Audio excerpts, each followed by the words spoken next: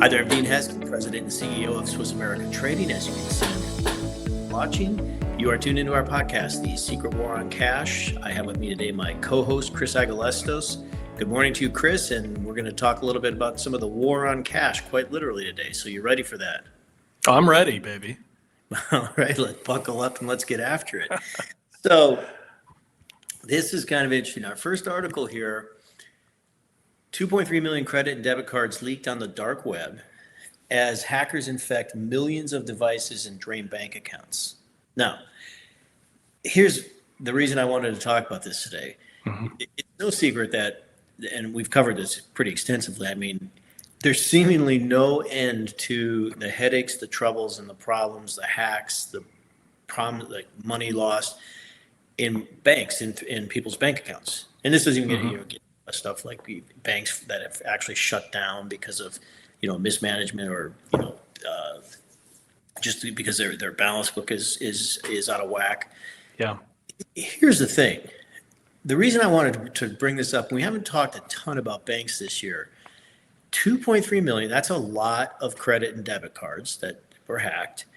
And I see stuff like this and it just absolutely blows my mind, like that our banking system is still seemingly kind of as sound as it is, because you have situations like this. And as of late in particular, when this happens, understand, and for those people tuning in, these financial institutions or banks, they're not like stepping up and like reimbursing people for these losses. They're just, it's the bank's account that gets hacked. And I granted, I'm sure it comes by way of, people who are accessing account, whatever, something in that pass through.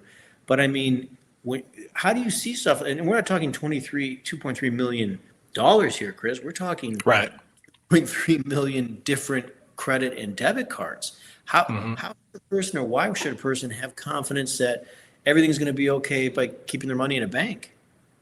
Yeah, I mean, that's obviously a big concern.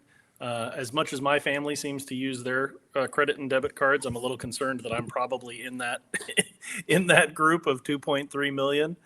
And even in certain instances where the bank does have protections in place for you, that doesn't matter to you when you're the person that doesn't get their money back, right? It doesn't have to fail, every time for it to be a problem. When you're one of the ones affected, it's a big deal for that family and that household. And the more and more digital everything becomes, I think we're going to continue to see these problems. What was interesting here is that they pointed out that a lot of these numbers were stolen over the course of a 1 to 2 year period of time. I think they were specifically talking about 23 and 24, but that the effects of it aren't known for years, because oftentimes they sit on this data and sort of slowly leak it out there on the dark web. And so for many months or even years later, after the initial hack, that's when you start to notice these transactions or funds being missing. They're starting to target cryptocurrency as well. So we hear all this talk about crypto and Bitcoin and the future as it pertains to currency. And these electronic wallets are being hacked as well. So they really don't give us a whole lot of hope here for the future. Me anyway. I mean, the recommendation was monitor your bank notifications, change your passwords, run security scans on your devices, all the stuff that we've been told to do for many years, and that still hasn't prevented this from happening. So I think it's one of those things where you just have to be diligent, and at some point it's probably going to affect each and every one of us. Well, for sure. And, yes, diligence is certainly key and very important, but also I think, which is going to get into our next article here, diversified, because, this is a perfect example of why you do not want all your eggs sitting in one basket. And, it's these hacks are pretty non-discriminatory. I mean, like you kind of touched on, if it doesn't happen to you, you feel good, and it probably goes in one ear out the other. But let me tell you something, if it does happen to you, and if it was somewhat avoidable, meaning that, you could keep yourself diversified and positioned in such a way where you at least wise have some greater stability and less vulnerability. And that's where gold comes Yeah. into play. I mean, Yep. that has been one of the cornerstones as to why for years now, for all the years I've been doing this and 40 plus years that Swiss America's been around, that we've encouraged people to be diversified in gold. It's a non-debt encumbered asset. It's something that physically can go get your hands on if need be. So in other words, like if stock exchanges close down or if banks close down, you have the ability to literally go put your hands on this. And it doesn't rely on just a single market, a domestic market to trade or have value. Gold as Yeah. we sit has a value in dollars, being traded in dollars and yen and mark and pound and lira. And for that matter, any other currency that comes up, it'll be the same. So looking at gold, we started talking to people about a little over a year ago, about getting gold when I want to say, yeah, it was just under 2,000 an ounce. Yeah. And, encouraging people like this is what's happening. The demand factors coming in, the concerns in the economy are growing, and this is why people buy gold. And, Bloomberg's talking here how banks saw $3,000 gold coming and they're staying bullish for now. And they should stay bullish because 3,000 is already here. And on the conservative sides of estimates for the rest of this year, you're looking at people talking about $3,300 to $3,500 an ounce gold, and that's on the conservative side because it's capable of doing more. And what this article gets into is where all that demand is coming from. And Chris, like in the years that you've been doing this, what do you see, or do you see anything different now versus what you may have seen a couple of years ago in terms of people's interest in gold, in terms of why they're buying gold? What would you say is like the kind of the main reason people are getting into metal today? I would probably just say instability. If I had to pick a word that covers, what's happening in our banking system, what's happening in our specific economy here in the U.S., what's happening in the world as far as superpowers sort of jockeying for position. What's happening with BRICS and the dollar.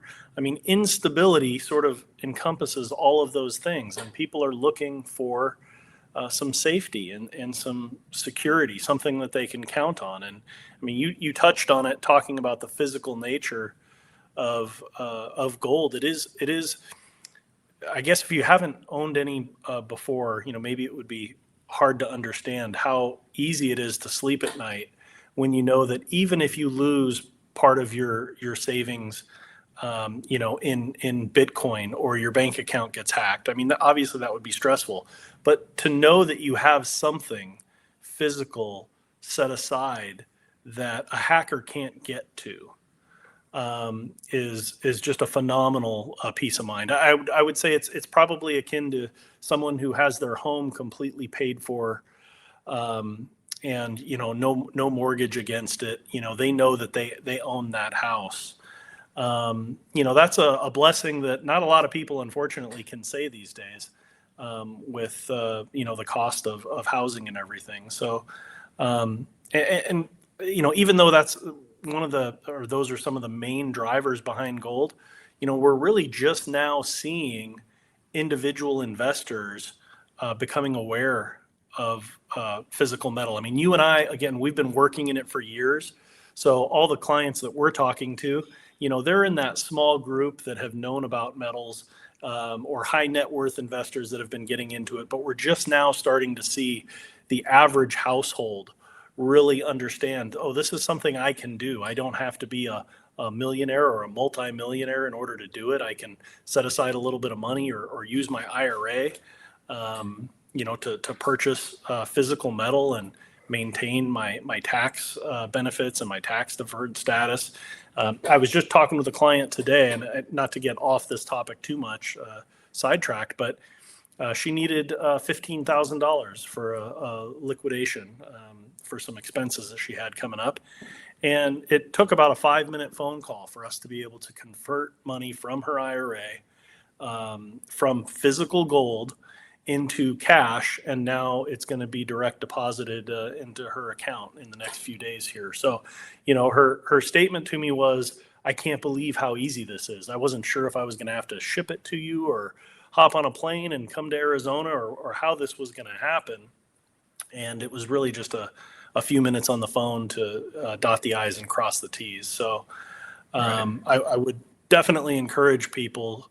I know people see $3,000 gold, and like you said, a year or so ago, we were talking about it at 2,000, and they may say, oh, well, it's too expensive now.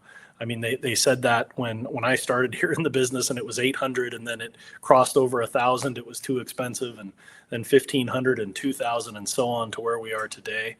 Them raising their price targets, you're right, to 3,500. They never say 5,000 or 10,000 at these big banks. They always just talk about the next 6 months or the next year, but it's going to those higher figures over time. And so whenever you get in, it's the right time to get in. Just buy, hold, obviously call us for advice and guidance, because that's what we're here to explain how it all works and walk you through the process. But I think we're going to see a very interesting, at least 12 to 18 months from now, continuing to push in the markets with all these items behind gold's price. For sure, I agree with you. And those 5,000 an ounce estimates very well could be conservative, given the dynamic or the nature of what's going on around the world right now, as far as markets and economies. And central banks are buying gold, institutions are buying gold, individuals are buying gold. Part of this article that we just covered, talks about how ETFs are becoming buyers again in gold. And at the end of the day, you're absolutely right. Like your client there with physical gold. It's very easy to access it and sell it, even through an IRA where it's held in a very secure depository. But more importantly, like we talked about in our first article, it's not something that can be hacked. Somebody can't go in and hack your gold and remove it from there. So they could certainly hack a system and shut it down, but it doesn't change the fact that that metal is still sitting in there. So I would encourage those of you who have not contacted Chris or Swiss America to do so, to learn more about gold and some of the advantages or benefits that exist. It's certainly a perfect time to be getting into the marketplace, given as we've been talking about what's happening throughout the world right now. And to do that, all you need to do is contact them at 1-800-289-2646, or you can visit them online at SwissAmerica.com, www.SwissAmerica.com. And by the way, you can also text that same number, that 1-800-289-2646. All the information is complimentary and free. You can set up a time to maybe talk with somebody to have some of your questions answered. And if nothing else, find out even if you decide not to buy gold, find out why gold isn't for you, versus not understanding it or not knowing and not taking advantage of something that could be very opportune. So thank you for that, Chris. Thank you for those tuning in. Follow us on social media if you're not already, and also subscribe to our podcast, as we'll be bringing you more information like this in the future. Have a great rest of your day, great rest of your week, and we'll talk to you real soon. Thank you.